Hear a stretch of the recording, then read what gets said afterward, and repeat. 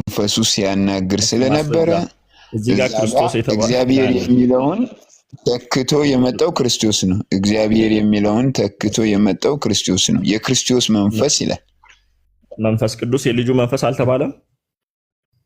ኖ እዚህ ክፍል ላይ ነቢያትን ያናግር የነበረው መንፈስ የክርስቶስ መንፈስ ነው የተባለው። ክርስቶስ የሚለው እግዚአብሔር የሚለውን ነው እዚህ ጋር ተክቶ የመጣው። የልጁ መንፈስ የሚል መጽሐፍ ቅዱስ ላይ የለም ወይ? ነሰሰሊ ሁለት መንፈስ የለም። አንዴ ሎጂክ እንዴት ፌል እንዳደረገ ላሳያ አንዴ። ኤኒዌይስ እኔ ማሳየት አይጠበቅብኝም። እዚህ ቦታ ላይ ክርስቶስ የሚለው ለአብ ነው ጥቅም ላይ የዋለው ብላል። እሱም ማስረጃ አምጣ። ኦኬ አሁንም ልጨምርልህ። ኤፌሶን 4:6 ነው። ምንድን ነው የምጨምረው? አይ ካሳውን ዟሪ መንፈስ ነው እንዲያለብህ ክርስቶስ የሚለው ታይትል አብን እንደሚያሳይ ማረጋገጫ አምጣ። አይ እኔ እኮ ግልጽ አሳየው። የኔ እኮ የተወሳሰበ ነገር የለውም። አየህ እኔ ማስረጃ አንድ ጊዜ ባይዘው ወይ ይሄ የምትሰሙ ሰዎች ተመልከቱ። የኔ እንዴት ክሊር እና የሆነች እንትን እንደሆነች ከልጁም ከኢየሱስ ክርስቶስ ጋር ነው። ፔሪድ በቃ ልጁ ማን? ኢየሱስ ክርስቶስ። ስለዚህ ክርስቶስ የሚለው ለልጁ የተሰጠ ታይትል ነው። አይ ለአብም አለ። ኦኬ አንደኛ ጴጥሮስ ምዕራፍ 1 ቁጥር 10 it's up to you brother I think ቄስ ነህ አይደለ? ቄስ ካሳን it's up to you ቄስ ነህ እኮ አሳየን። አሁን እዚህ ጋር ቆይ ነቢያትን ያናግር የነበረው የማን መንፈስ ነው? አማን አይ አሳየን። እኔን አትጠይቀኝ አንተ እንደ ሁሉም እንደምመኑ ልጅ እንጂ ካሳውን እንደምመኑ ልጅ ሰሳቱን ያመጣው እኮ ያንተ ማስረጃ ነው። የክርስቶስ መንፈስ ይላል እዚህ ቦታ ላይ ክርስቶስ የተባለው አብ መሆኑን አሳየን። አማን እንግዲህ በዚህ መንገድ እንዴት እንደማወራ ያላቀም በዛ መንገድ ነቢያትን ያናግር የነበረው ከእግዚአብሔር አብ ውጪ ሌላ መንፈስ አለ ወይ ብዬ ጠየቅኩኝ እኮ አንዴ። እሺ መንፈስ ቅዱስ የአብ ብቻ ነው መጽሐፍ ቅዱስ ላይ የተባለው? ኤክስክሉሲቭሊ ኢየሱስ ሲናገር ከአብ የሚወጣ አለ። መንፈስ ቅዱስን ከአብ የሚወጣ አለ። የኔን ጥያቄ ስማኝ። መንፈስ ቅዱስ የአብ ብቻ ተብሎ ነው መጽሐፍ ቅዱስ ላይ የተገለጠው? መንፈስ ቅዱስን ኢየሱስ ራሱ ከአብ የሚወጣ ብሏል። ካሳሁን እኔ ከአብ የሚወጣ ከአብ የማይወጣ እንደሱ አይደለም የጠየቅኩ። መንፈስ ቅዱስ የአብ ብቻ ነው እንዴ ተብሎ መጽሐፍ ቅዱስ ላይ የተገለጠው? ስለሆነም እኮ ነው እኔ አብን እለምናለሁ ያለው። እሱ ጋር መንፈስ ቅዱስ የአብ ሳይሆን የሱም ከሆነ አብን መለመን ምን አስፈለገ እዚህ ጋር? አንዴ ገላትያ ምዕራፍ 4 ቁጥር 6 ላይ ምን ይላል መሰለ? እሺ ተመልከቱ አንዴ ሁላችሁ። ገላትያ ምዕራፍ 4 ቁጥር 6 ልጆች ስለሆናችሁ እግዚአብሔር አባ አባት ብሎ የሚጮው የልጁን መንፈስ በልባችሁ ውስጥ ላከ ይላል። እዚህ ጋር መንፈስ የማን ተብሏል? አሁን እኮ አማን እዚህ ጋር እየቀላቀልክብን ነው። ልጁ የተገለጠው አብ ስለሆነ መንፈሱ የልጁ ይባላል። ልክ ነው። አሁን እኔ እየጠየቅኩ ያለሁት ወልድ አብን ይለምናል፣ መንፈስ ቅዱስን አብን ይለምናል። አብ ተለምኖ ነው የሚሰጠው መንፈስ ቅዱስ። ይሄ እውነት አይደል? ቄስ ካሳሁን አንዴ ቅድም መንፈስ የአብ ብቻ ነው ብለህ ነበር አይደለ?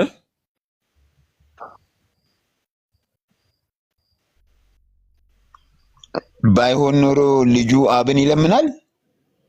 እሺ እዚህ ጋር የማን ይላል? የማንም መንፈስ ይላል እዚህ ጋር። ይሄ እኮ በልጁ አብ መገለጡን ነው የሚያሳየው እንጂ ከአብ በተለየ መልክ መንፈስ ቅዱስ የልጁ ነው አይደል? የልጁ መንፈስ ራሱ አብ ነው እያልክ ነው? በልጁ የተገለጠው አብ እስከሆነ ድረስ መንፈሱ የልጁ ነው። ልክ ነው። የልጁ መንፈስ አብ ነው እያልክ ነው?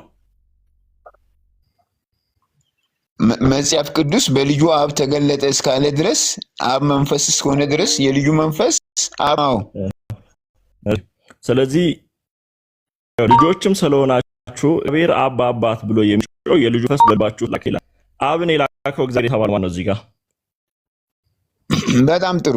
እንግዲህ አሁን አንድ ስመኝልህ መጽሐፍ ቅዱስ ላይ ሮሜ ምዕራፍ 8 ቁጥር 9 ላይ የእግዚአብሔር መንፈስ ይላል የክርስቶስ ይላል ክርስቶስን ከሙታን ያስነሳው የእርሱ ቄስ ካሳሁን አንዴ እዚህ ቦታ ላይ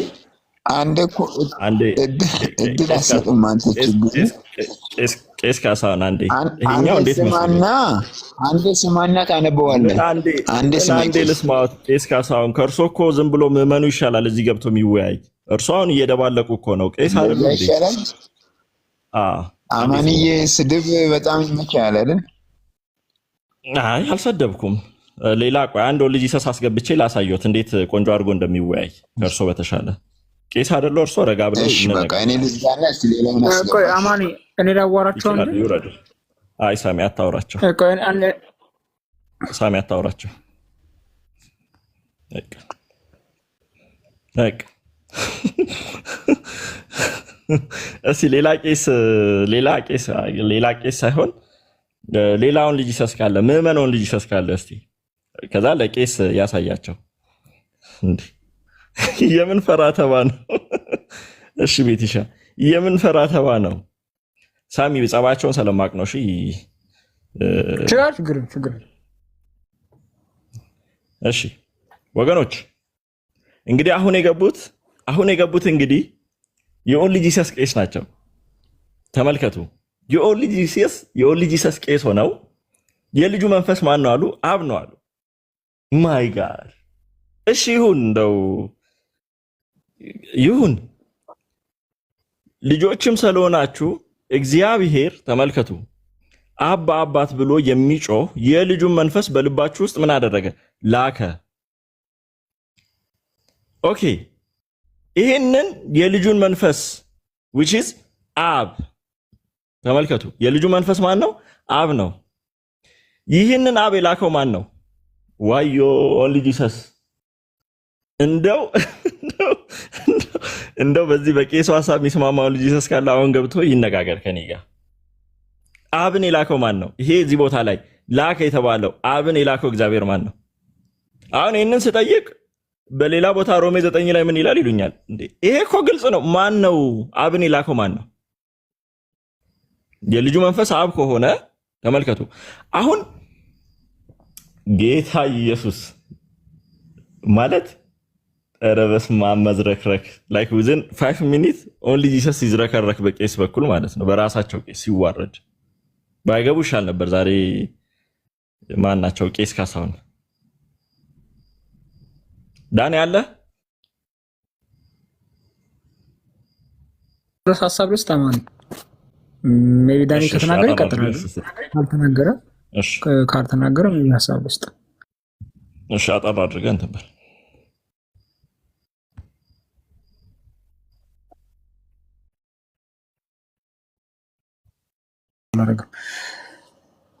ትልቅ ላድርገኛ ማኒ ያወራን ባለንበት ኤሪያ ላይ እንትን በልሽ ሳሚ አሁን በተነጋገርነው ላይ አሳስብና ሌሎችም ሲገቡ ኮንቴክስቱን እንዲያገኙት አይ ነው መጀመሪያ ላይ የተናገርኩትን ሐሳብ ልቋጨው ሜቢ አስፈላጊ ሐሳብ ስለሆነ ነው 2 ደቂቃ ነው የምወስደው እሺ በአንድ ደቂቃ እሱን ጨርስና ወደዚህኛው ሐሳብና እንዳታስረዝመው እሺ አላስረዝም ሶሪ ትልቅ ሌለውን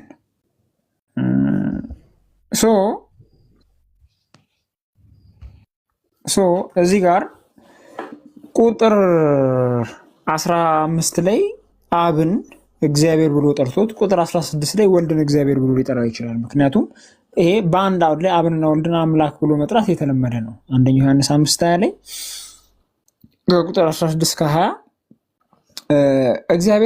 ከእግዚአብሔር እንደሆነን ዓለምን በሞላው በክፉ እንደተያዘ እናውቃለን ካለ በኋላ አብን እግዚአብሔር ብሎ ጠሩት የእግዚአብሔር ልጅ እንደመጣ ካለ በኋላ እውነተኛም የሆነውን እናውቅ ዘንድ ልቦና እንደሰጠን እናውቃለን እውነተኛም በሆነው በእርሱ አለን እርሱም ልጁ ኢየሱስ ክርስቶስ ነው እርሱ እውነተኛ አምላክና የዘላለም ሕይወት ነው ይላል ልጁን አምላክ ብሎ ጠራው አብንም አምላክ ብሎ ጠራው ማለት ነው በአንድ አውድ አብንም ወልድንም አምላክ ብሎ መጥራት በመጽሐፍ ቅዱስ ውስጥ የተለመደ ነው ሌላ ማስረጃ ዕብራውያን መልእክት ምዕራፍ 1 ቁጥር 8 ስለ ልጁ ግን አምላክ ሆይ ዙፋንህ እስከ ዘላለም ድረስ ይኖራል የመንግስት በትር የቀነበትን ነው ልጁን አምላክ ብሎ ይጠራዋል። ከዛ ጽድቅን ወደደ አመፅንም ጠላ፣ ስለዚህ እግዚአብሔር አምላክህ ከጓደኞቹ ይልቅ በደስታ ዘይት ቀባህ ይላል። ልጁንም የቀባውን አካል እግዚአብሔር ብሎ ይጠራዋል። ስለዚህ ልጁም እግዚአብሔር ተብሏል፣ ልጁን የቀባውን አካል እግዚአብሔር ተብሏል ማለት ነው። ሌላ ማስረጃ ልስጣችሁ። ዮሐንስ ወንጌል ምዕራፍ 1 ቁጥር 1 ላይ በመጀመሪያ ቃል ነበር፣ ቃልም በእግዚአብሔር ዘንድ ነበር፣ ቃል አብሮት የነበረው ደግሞ ቃል ከእርሱ ጋር የነበረውን አካል እግዚአብሔር ብሎ ጠራው። ከዛ ቃልም እግዚአብሔር ነበር፣ ቃልንም እግዚአብሔር ብሎ ጠራው። ቃልንም እግዚአብሔር ብሎ ጠራው ማለት ነው። ቃልንም እግዚአብሔር ብሎ ጠራ። ከቃል ጋር የነበረውን አካል ቃል ከእርሱ ጋር የነበረውን አካል እግዚአብሔር ብሎ ጠራው ማለት ነው። ስለዚህ በመጽሐፍ ቅዱስ ውስጥ አብንም ወልድንም አምላክ ብሎ መጥራት የተለመደ ነው ማለት ነው። ሮሜ 9:5 ላይም የምንመለከተው ይህንን ነው። ሮሜ 9:5 ላይም የምናየው ይሄንን ነው። አባቶች ለእነርሱ ናቸውና ከእነርሱም የክርስቶስ በስጋ መጣ። ክርስቶስ ቀጣይ ሀሳብ እርሱም ከሁሉ በላይ ሆኖ ለዘላለም የተባረከ አምላክ ነው፣ አሜን። ነገር ግን የእግዚአብሔር ቃል የተሻረ አይደለም። እነዚህ ከእስራኤል የሚወለዱ ሁሉ እስራኤል አይደሉም ይላል። ስለዚህ ክርስቶስን አምላክ ብሎ ጠራው፣ እግዚአብሔር አብንም አምላክ ብሎ ጠራ ማለት ነው። ስለዚህ አንደኛ ጢሞቴዎስ 3:16 ላይ የምንመለከተው ይህንን ነው። አብንም አምላክ ብሎ ጠራ፣ በዛው ወልድን አምላክ ብሎ ጠራ። አሁን እዚህ ጋር እግዚአብሔር ተብሎ እየተጠራ ያለ ወልድ መሆኑን በምንድን ነው የምናውቀው ስንል፣ ኦኬ በስጋ የተገለጠ ይላል። በስጋ የተገለጠ የሚለው ቅድም እንዳሳየኋችሁ ሮሜ 8:3 ወልድ ነው። በስጋ የተገለጠ የሚለው ቅድም ላልነበራችሁ ሰዎች ሮሜ 8:3 ከስጋ የተነሳ ስለደከመ ሊያገኝ ያልቻለውን እግዚአብሔር የገዛ ልጁን በኃጢአተኛ ስጋ ምሳሌ በኃጢአት ምክንያት ልኮ አድርጓልና፣ ልጁን በኃጢአተኛ ስጋ ምሳሌ ልኳል። ልጁን ነው በስጋ የላከው።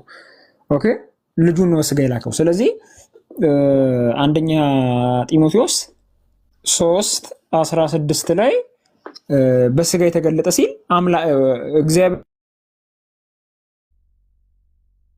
በሚጠራው ያን 9:5 ላይ ያለውን ወልድ ነው እግዚአብሔር ብሎ ይጠራ ያለው። በስጋ ተገለጠ ይላል። በክብር ያረገ ይላል። ያረገው ማን ነው ስንል ወልድ እንደሆነ እናውቃለን። ዮሐንስ ወንጌል ምዕራፍ 20 ቁጥር 17 ላይ ኢየሱስም ገና ወደ አባቴ አላረግኩምና አትንኪ፣ ነገር ግን ወደ ወንድሞች ሄደሽ እኔ ወደ አባቴና ወደ አባታችሁ ወደ አምላኬና ወደ አምላካችሁ አረጋለሁ ብለሽ ንገሪያቸው አለ። ኦኬ ስለዚህ ያረገው አባቴ ያለው ማንነት ነው። ወደ አባቴ አረጋለሁ። ስለዚህ በክብር አረገ ሲል የአባቴ ያለው ማንነት ነው ያረገው። ስለዚህ እግዚአብሔር በስጋ ተገለጠ ሲል በስጋ ተገለጠ የተባለው ወልድ ነው። ሮሜ 8:3 ላይ በክብር ያረገው ሲል በክብር ያረገው ወልድ ነው። ዮሐንስ 20:17 ላይ እንደሚለው እግዚአብሔር ሲልም ራሱ እግዚአብሔር የተባለው ወልድ ነው። ወልድ እግዚአብሔር ተብሎ ተጠርቷል። ዕብራውያን 8 ዮሐንስ 5:20 ዮሐንስ 1 ሮሜ 9:5 ስለዚህ በዚህ ነው የሚታየው ማለት ነው። ስለዚህ በረከት የተናገረው ነገር ሮንክ ነው። አሁን ሌላው ቅድም አማንና ቄሱ በተነጋገሩበት ርዕሰ ጉዳይ ላይ ክርስቶስ ተብሎ የተጠራው አብ ነው አሉ እሳቸው። ይሄ በጣም ትልቅ የስተት ትምህርት ነው ማለት ነው። በጣም ነው የሚገርመኝ አንድ ሰው እንዴት እንዲህ ብሎ ሊያምን እንደሚችል ማለት ነው። ተመልከቱ። የተቀባው ማን ነው የሚለውን ነገር መጽሐፍ ቅዱስ ይነግረናል። ኦኬ የተቀባው ማን ነው የሚለውን ነገር መጽሐፍ ቅዱስ ይነግረናል። ሐዋርያት ሥራ ምዕራፍ 4 ከቁጥር 27 እስከ 28 ተመልከቱ። ሐዋርያት ሥራ ምዕራፍ 4 አሁን እዚህ ጋር በደንብ ተከታተሉ። አማን የርዕሰ ጉዳዩ ላይ መጥቻለሁ። በርዕሱ ነው የማወራው። ስለዚህ ጊዜው ልሰድ ትንሽ ረዘም ብዬ በርዕሱ ስለሆነ ባታላ አስረዝመው ኦቨር ግን ትንሽ ጊዜው ሲጀል ነገር ረጅም ጊዜ አትወሰድ። ጀስት እሺ ጊዜው ሰድግና አታስረዝም። ገባኝ። እሺ ተመልከቱ። የተቀባው ማን ነው? መጽሐፍ ቅዱስ በግልጽ ይነግረናል። ሐዋርያት ተቀባ ብለው የሚያምኑት ማንን ነው? ቁጥር 24 እንደዚህ ይላል። ከቁጥር 27 ጀምሮ ላንብብላችሁ። ሐዋርያት ሥራ ምዕራፍ 4 ከቁጥር 27 እስከ 28 ተመልከቱ። በቀባኸው በቅዱሱ ብላቴናህ በኢየሱስ አያችሁ። በቀባኸው በቅዱሱ ብላቴናህ በኢየሱስ በእንግሊዝኛውም እንደሚል ላሳያችሁ። እንደዚህ ይላል for of a truth against thy holy child Jesus whom thou hast anointed። አያችሁ anointed የተደረገው ቻይልዱ ነው ወይም ደግሞ ልጁ ነው። has anointed ማን ነው anointed የሆነው? ቻይልድ ወይም ወልድ ነው። ወልድ ነው anointed የሆነው። አሁን ምናልባት ጊዜ ስለሌለ ነው እንጂ ግሪኩን ባሳያችሁ እዚህ ጋር anointed የሚለው ቃል ኤክሪሴን የሚለው ግሪክ ቃል ነው። ይሄ ኤክሪሴን የሚለው ቃል ክርስቶስ የሚለው ቃል ከዚህ ነው የመጣው። ኤክሪሴን ከሚለው ቃል ነው ክርስቶስ የሚለው ግሪክ ቃል የመጣው። በዕብራይስጡ መሺህ የሚለው ቃል ነው። ከዚህ መሺህ ከሚለው ቃል መሺያህ የሚለው ቃል ወጣ። መዝሙረ ዳዊት ምዕራፍ 45 ቁጥር 6 ላይ አምላኩ ዙፋን ከዘላለም እስከ ዘላለም ነው፣ የመንግስት በትር የቀንነት በትር ነው ይላል። ከዛ በኋላ ጽድቅን ወደድህ ዓመፅን ጠላህ፣ ስለዚህ እግዚአብሔር አምላክ በደስታ ዘይት ቀባህ ይላል። አያችሁ እዛ ጋር ቀባህ የሚለው ቃል መሺህ የሚለው ዕብራይስጥ ቃል ነው። እሱም መሺህ የሚለው ቃል ነው። እንዲሁም ኢሳይያስ 61 ላይ የጌታ እግዚአብሔር መንፈስ በእኔ ላይ ነው፣ ለድሆች የምስራችን ሰብክ ዘንድ ቀብቶኛል ይላል። እዛ ጋር መሺህ የሚለው ቃል ነው ዕብራይስጡ ቃሉ። ከዛ መሺህ የሚለው ቃል ከዛ ነው የመጣው በዕብራይስጡ። በግሪኩ ደግሞ ዕብራውያን አንደኛ ሐዋርያት ሥራ ምዕራፍ ኤክሪሴን የሚለው ቃል ነው። ኤክሪሴን የሚለው ቃል ክርስቶስ የሚለው ቃል ከዛ ነው የመጣው። ኤክሪሴን ከሚለው ቃል ነው ክርስቶስ ከሚለው ቃል የመጣው። ቃሉ አንድ ነው። ምናልባት ጊዜ ስለሌለ አላሳያችሁ። ግን ይሄ ቀባህ ወይ ደግሞ ኤክሪሴን የሚለው ቃል የተናገረው ለማን ነው? ለልጁ ነው። ስለዚህ የተቀባው ማን ነው? ወልድ ነው የተቀባው። ወልድ ነው የተቀባው። ኤክሪሴን ከሚለው ቃል ነው ክርስቶስ የሚለው ቃል የመጣው። ክርስቶስ ማለት የተቀባ ማለት ነው። አስተውሉ። የተቀባ የሚለው የግሪክ ቃል ኤክሪሴን ማለት ነው። ኤክሪሴን ከሚለው ቃል ነው ክርስቶስ የሚለው ቃል የመጣው። አያችሁ። ስለዚህ የተቀባው ማን ነው? በማን ነው? በማን ነው? በማን ነው? በማን ነው? በማን ነው? በማን ነው? በማን ነው?